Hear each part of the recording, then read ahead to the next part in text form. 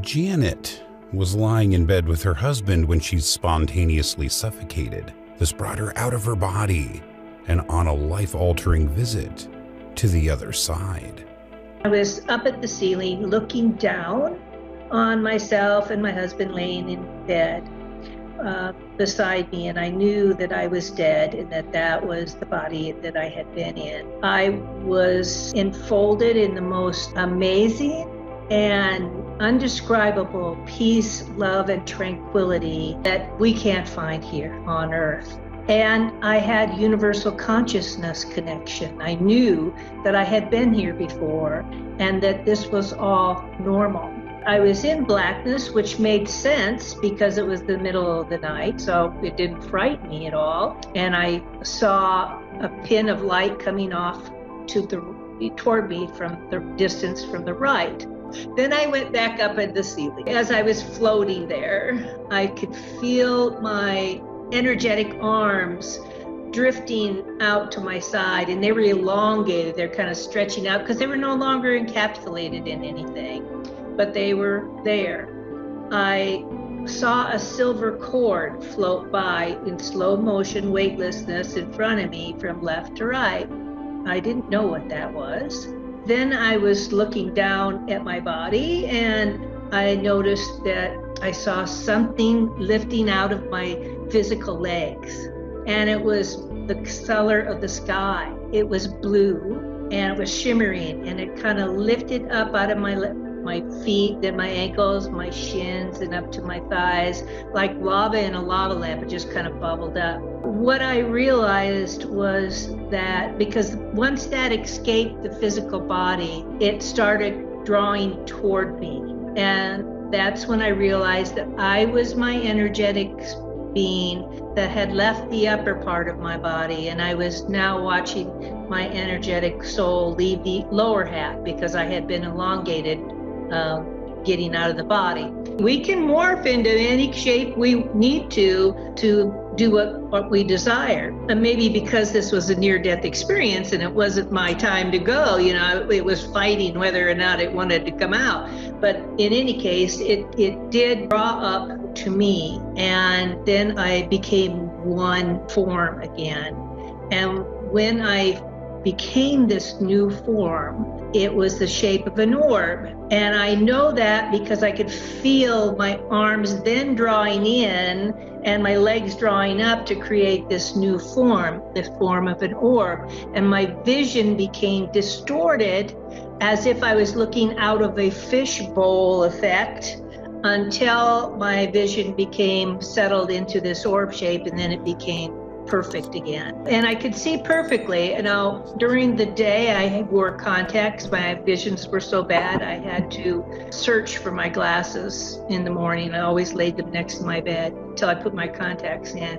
But out of body, you're perfect in every way. And you can change the shapes as you need, as you'll find out. Because as I was floating there, I was now sitting in a wand, like a wand children blow bubbles. It's made of love. And the light that was from the right was getting closer, and it was kind of coming in a slight S-shaped curve, and all of a sudden it came into the room and it grew up into a beautiful light being. Now it was radiating light so bright it was hard for me to see its face because it was infused with light, but it also had radiant light coming out of its heart center. The rays were blocking my vision to its clear face, although I could see its hair, and it was there was a breeze kind of blowing strands across its face. I could see that much too. And it had a gown of white on with sleeves that hung from its wrist. It was tied at the waist with a rope. Then the excess rope hung down the front, and it was a floor-length gown. Because I normally see men with short hair, I thought it was a woman, but it had a male physique, the shapes of a male. So I thought, well, maybe it's a female with a man's figure.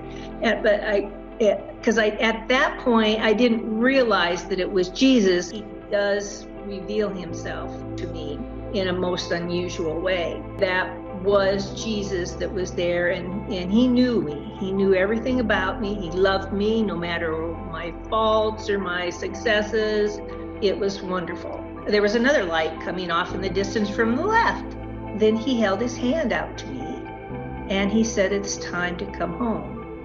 Well, in the meantime, this light from the left had come forward, and it was now an energetic form with clouds bubbling around it, and it was alive, and it appeared to be a tunnel, and even the light coming out of it was magnificent. And even though I couldn't see the colors, I could feel the colors. I could sense the colors of the rainbow there.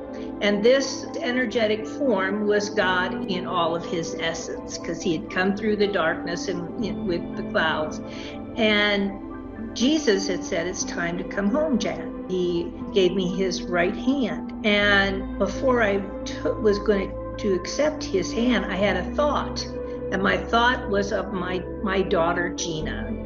I wondered how she would take my death, because we're so close and she's more dependent on me than my two sons.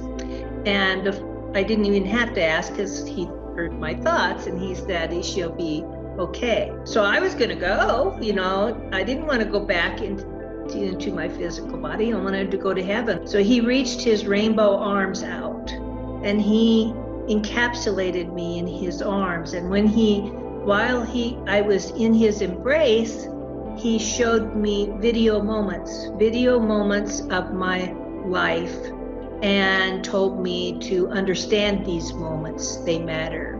Oh, I wanted to understand them in heaven, but then he wanted to show me something else. He was convincing me to stay. And at that point in time, I was released from his embrace, and I turned back into a energetic form of a person. And the angels took my elbows and lifted me up into the air. And we went high enough where I could see my ranch. I could see the inside of the ranch as well as the outside, the lay of the land, and the homes surrounding. Up the gravel road, I could see 2 pins of light. And those 2 pins of light were a vehicle. And I felt like I was in that vehicle. I could feel the bumps of the road.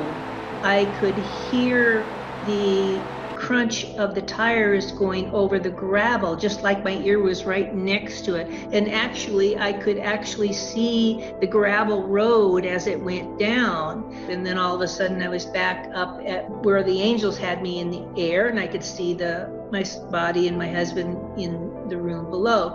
I was in all places at all times. Because I accepted my death, then I was back down in front of God again, right on the precipice of going into his energetic tunnel, when he showed me one more picture. And the last picture he showed me was of my middle son, Kurt. And when I saw that picture, just by seeing that picture, I knew if I didn't stay, something was going to happen to him in the future, and he would go down the wrong pathway. So when I saw that, I told Jesus I wasn't ready to go yet. And he smiled and nodded his head. At that moment, I turned back into the blue energetic form, and I sat my butt down in Jan's butt down below.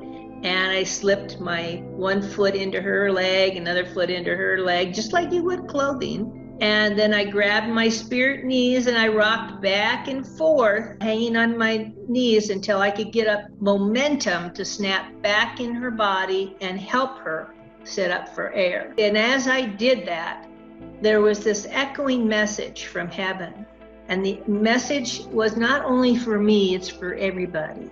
And that message that kept echoing over and over as I entered my body was, love is the only thing that matters. Love is the only thing that matters. And it kept repeating as I entered my body. And it repeats in my soul every day, thousands of times. Every time I make a decision or think about something, is this the way I show my love? I weigh everything. But if we take the steps, we have the guidance within us to take steps. We have to do our own part, though, to make and manifest what we desire in life. And we create our own life. We can create a beautiful life with flowers and waterfalls and wonderful thoughts, or we can create a life of negativity. And I'm hoping that people will always choose light and waterfalls.